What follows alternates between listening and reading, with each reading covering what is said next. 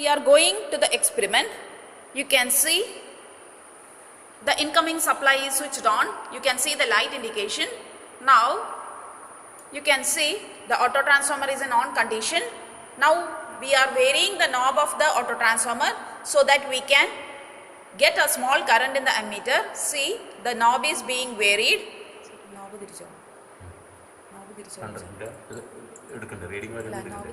See, you can see the knob is being varied, right?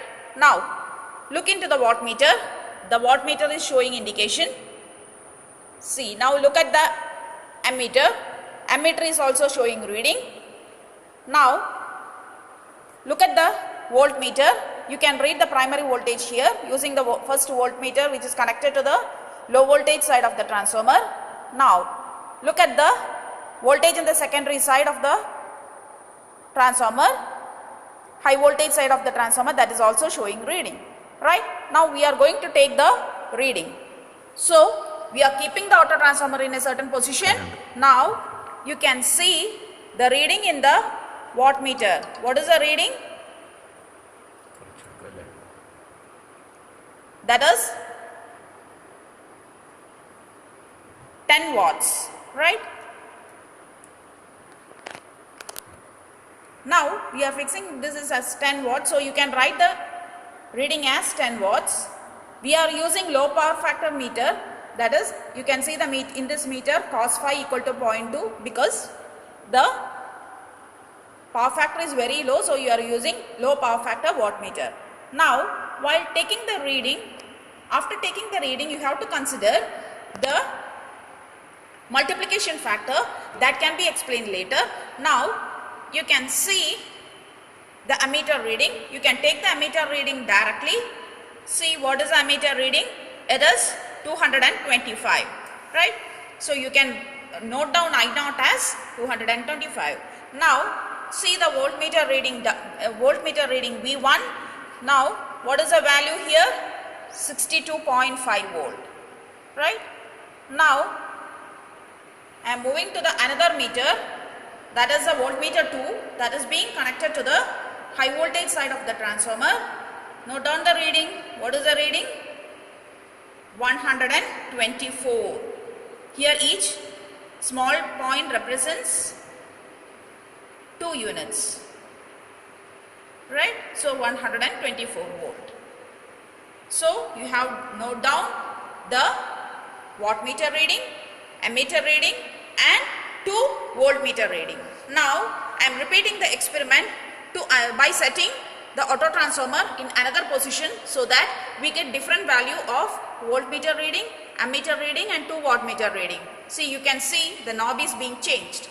Now see the wattmeter. Now it is reading 15 watts, right? So copy down the reading. Then look at the ammeter. The ammeter is showing 265, right? Next move to the voltmeter V1. It is reading as, what is the value? 78. Now you can see the voltmeter reading V2. You can see the value as 146.5. Now repeat the experiment until the core of the transformer gets saturated. After copying down all the reading, you have to check the multiplication factor of each meters.